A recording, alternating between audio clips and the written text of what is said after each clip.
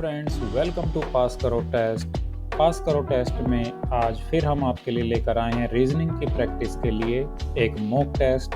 Reasoning की अपनी practice आप उपकार पब्लिकेशंस की बुक्स जैसे प्रतियोगिता दर्पण, सामान्य ज्ञान दर्पण और भी कई अच्छी बुक्स उपकार पब्लिकेशंस पब्लिश करते हैं, तो उनसे भी आप प्रैक्टिस कर सकते हैं। तो बिना देरी किए चलिए स्टार्ट करते हैं। तो भाग एक में प्रत्येक प्रश्न में 4 आकृतियां A, B, C, D तथा D दी गई हैं। इन 4 आकृतियों में से 3 आकृतियां कुछ हद तक सदृश हैं तथा एक अलग अलग आकृति को चुनकर संलग्न उत्तर पत्रिका में हर प्रश्न में आगे दिए गए बॉक्स में अंग्रेजी अक्षरांक जैसे A, B, C या D में उत्तर लिखें। तो यहाँ पर आपको ये 4 डायग्राम्स दिए गए हैं। इनमें से 3 डायग्राम्स में तो कुछ सिमिलैरिटी है, एक डायग्राम बाकियों से कुछ अलग है। हमें उस अलग को छांटना है, वो कौन सा होगा। तो यहाँ पर हम इन तीनों डायग्राम्स को जब देखते हैं तो ट्रायंगल्स दी गई हैं कुछ, और इन ट्रायंगल्स में अंदर ये छोटे छोटे सर्कल बने हुए हैं। लेकिन क्या सब में सर्कल बने हुए हैं? नहीं। यहाँ पहले में 2 सर्कल, दूसरे में 3 सर्कल, तीसरे में सर्कल नहीं है, स्क्वायर है, फिर इसमें 4 सर्कल, यानी सर्कल्स बढ़ते गए हैं। ये वाली जो डायग्राम है इसमें सर्कल की जगह स्क्वायर हो गए हैं और मुझे यही इन बाकी सबसे अलग लग रही है। तो इसका जो सही ऑप्शन होगा वो होगा ऑप्शन सी। ऑप्शन सी इसका सही आंसर है। चलिए अब नेक्स्ट क्वेश्चन पे चलते हैं। यहाँ पर भी हमें 3 ये ट्रायंगल्स दी गई हैं और ट्रायंगल्स से एक ये लाइन किसी कॉर्नर को काटते हुए निकल रही है अलग अलग। A, B, C में तो ऐसा ही है। D में क्या है?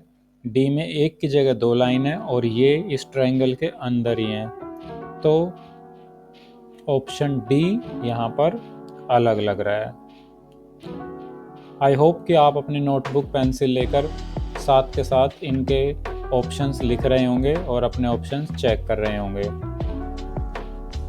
अभी तक 2 क्वेश्चंस हम कर चुके हैं। चलिए नेक्स्ट पर चलते हैं।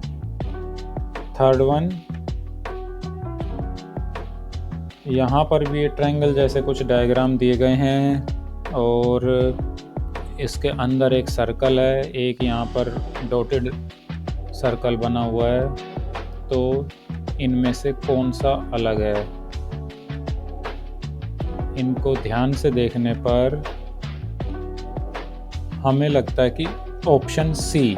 यहाँ ऑप्शन सी में ये जो सर्कल बना हुआ छोटा वाला, बाकी सब में तो ये डॉटेड सर्कल के साथ ही था, लेकिन ऑप्शन सी में ये इससे अलग हटकर इधर बना हुआ है।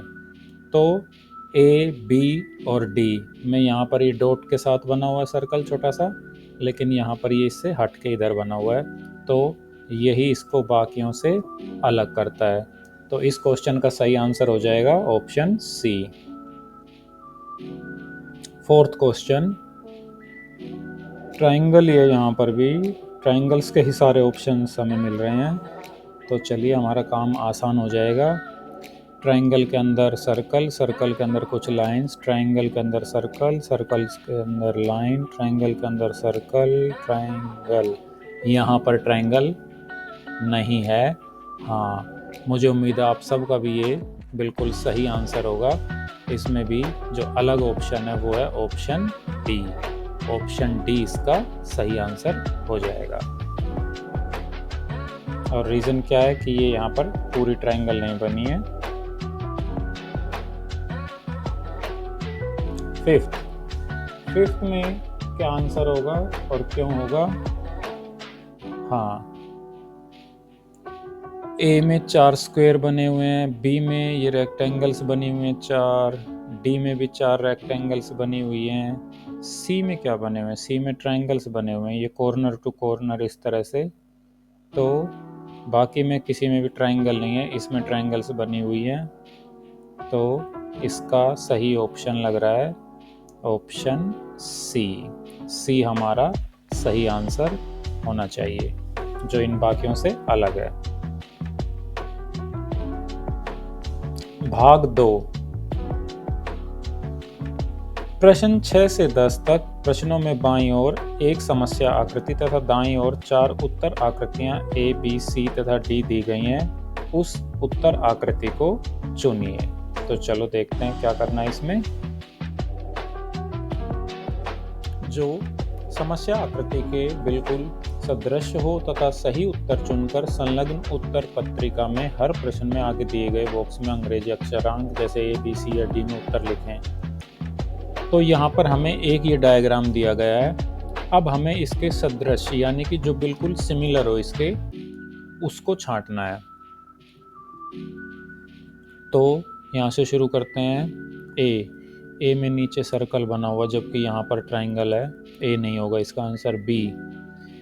बी में नीचे ट्रायंगल भी है, हाँ, ऊपर सर्कल भी है और ये प्लस का साइन, यहाँ पे क्रॉस का साइन, बीच में डॉट। बी लग रहा है सेम। चलो एलिमिनेशन मेथड भी देखते हैं, यानी कि जो गलत है उनको भी छांट लेते हैं ताकि हम श्योर हो जाएं। ऐसा अगर हमारे पास एग्ज़ाम के वक्त टाइम हो तो हम कर सकते हैं आसानी से। हाँ, अब ये देखिए यहाँ पर ऊपर ट्रायंगल बना हुआ है, यहाँ पर ऊपर सर्कल है, तो सी भी इसका आंसर नहीं होगा। डी में ऊपर क्रॉस बना हुआ है, यहाँ पर हमारा सर्कल है, तो डी भी इसका आंसर नहीं होगा। और ए में भी हमने देख लिया था कि नीचे सर्कल बना हुआ है, तो बचा कौन? बी, और बी इसका सही आंसर होगा। हमने इसको पहले भी चेक कर लिया था। आगे बढ़ते हैं।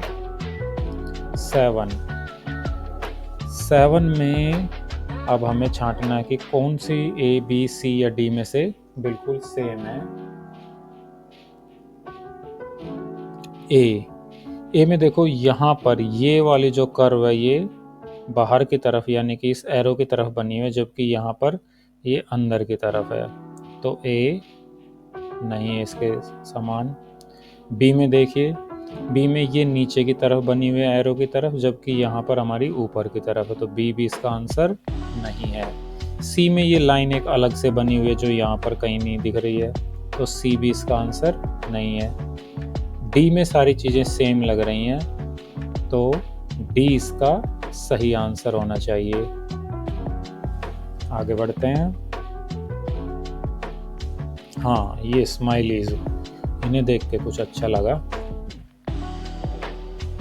अब देखिए ए में ये ट्रायंगल जो है या एरो कहें इसको, ये नीचे की तरफ इधर बना हुआ है अलग।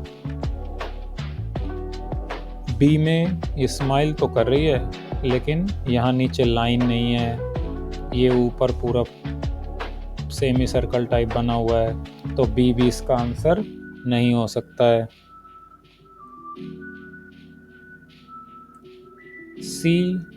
सी में ये देखिए आईब्रोज, इसका डिफरेंस है, सी भी इसका आंसर नहीं है। डी बिल्कुल सेम टू सेम लग रहा है, आईब्रोज, ये नोज और ये सब सारे इससे, तो डी इसका सही आंसर हो जाएगा। आगे बढ़ते हैं। 9th क्वेश्चन, नीचे से इसको मैच करना शुरू कर देते हैं। यहाँ पर तो ये नीचे हिस्सा है ही नहीं, गलत। यहाँ पर ये पूरा एरो बना हुआ जबकि यहाँ पर हाफ एरो था, गलत। फिर यहाँ पर हाँ, नीचे का हाफ एरो, फिर इधर एक ये इस तरह का निशान, ये ऊपर। सी आंसर सही लग रहा है। डी को भी चेक कर लेते हैं, डी भी गलत है। डी में यहाँ ये लाइन बनी हुई जो हमारी इसमें नहीं थी, तो डी भी गलत है। बचा सी, जो कि हमने पहले भी चेक कर लिया, सेम टू सेम है, तो सी हमारा सही आंसर हो जाएगा। आगे बढ़ते हैं। 10th में ट्रायंगल के अंदर ट्रायंगल, ट्रायंगल के अंदर ट्रायंगल, कोई नहीं, कर लेंगे इसको भी।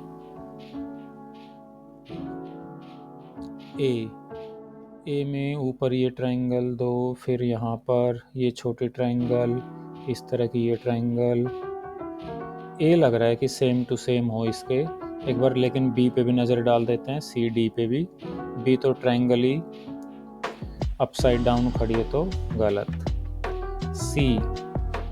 सी में यहाँ पर ये लाइनें ऐसे जैसे उसमें थी क्रॉस नहीं कर रही हैं, इस तरह से क्रॉस कर रही है ना वहाँ पर हमारे क्वेश्चन फिगर में, तो सी भी इसका आंसर नहीं होगा। डी थोड़ा सा मिलता जुलता है, लेकिन डी में यहाँ पर दो लाइनें बनी हुई हैं, एक और दो। हमारे यहाँ पर एक ही लाइन है, तो ए बिल्कुल सेम टू सेम इसका होगा, इसलिए ए इस क्वेश्चन का सही आंसर हो जाएगा। आगे बढ़ते हैं।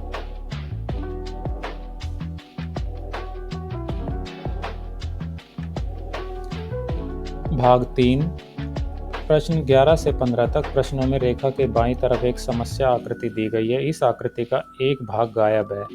दाईं तरफ दी गई ए, बी, सी तथा डी उत्तर आकृतियों को देखिए। उस आकृति को ढूंढिए जो बिना अपनी दिशा बदले समस्या आकृति के गायब भाग में इस तरह ठीक बैठती है कि समस्या आकृति का पैटर्न पूरी तरह उसमें फिट हो जाए। तो यहाँ पर ये हमें एक समस्या आकृति दी गई है और इसका ये हिस्सा, एक हिस्सा मिसिंग है, जो हमें इनमें से ढूंढना है कौन सा हिस्सा इसमें फिट आएगा। तो यहाँ पर हमारा ए जो है ये हिस्सा इसको पूरा कर देगा, ए का ये भरा हुआ है इस तरह से ट्रायंगल। फिर ए में एक लाइन इधर से ये बनी हुई है और फिर एक लाइन इधर से ये बनी हुई है। नीचे भी कुछ इस तरह का ए में।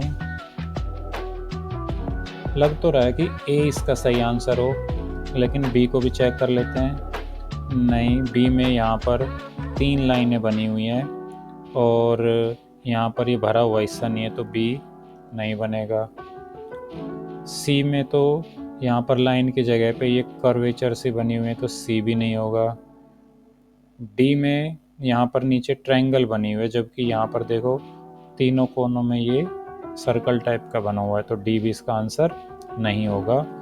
ए को हम पहले भी चेक कर चुके थे और एलिमिनेशन मेथड से भी हमारा ए आंसर आया है, तो ए इस क्वेश्चन का सही आंसर होगा।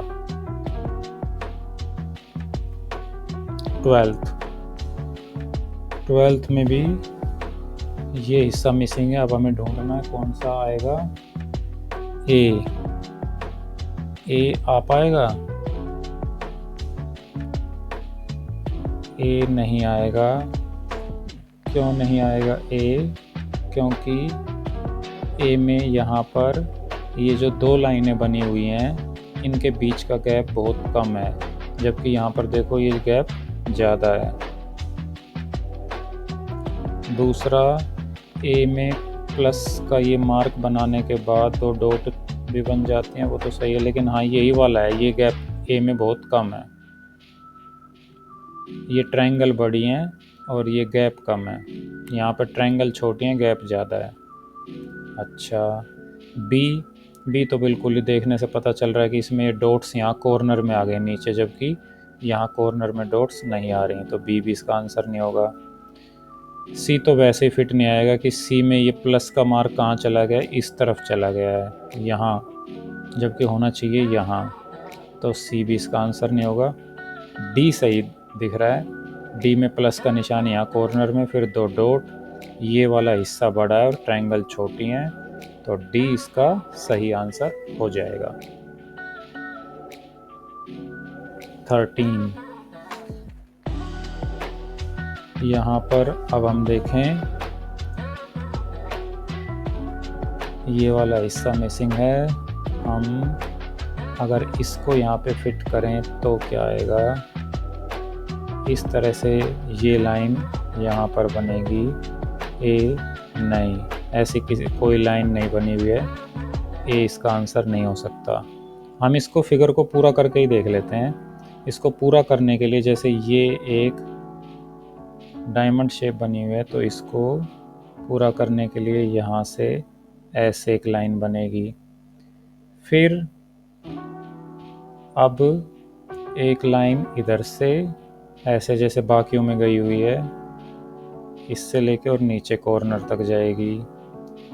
फिर जैसे इनमें यहाँ पर ये लाइन बनी हुई है, तो इसमें यहाँ पर एक लाइन बन जाएगी जो इसको पूरा कर देगी। लाइनें मुझसे थोड़ी टेढ़ी मेढ़ी बनी है, लेकिन फिगर समझ में आ गई है। और इस तरह की फिगर ए में भी नहीं है, बी में भी नहीं है, सी में दिख रही है, डी में तो कुछ अलग ही डिजाइन बन जाता है, डी भी इसका आंसर नहीं होगा। सी लग रहा है, सी में इसी तरह का बनता है, तो सी इसका सही आंसर होगा।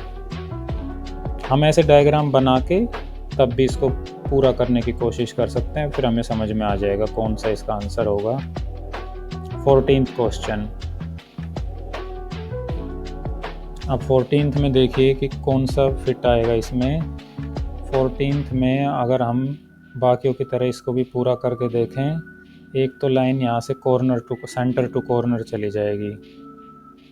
ये लाइन हम सेंटर से और कॉर्नर तक नहीं जा पाई। 1 मिनट दोबारा कोशिश कर लेते हैं, कोई बात नहीं।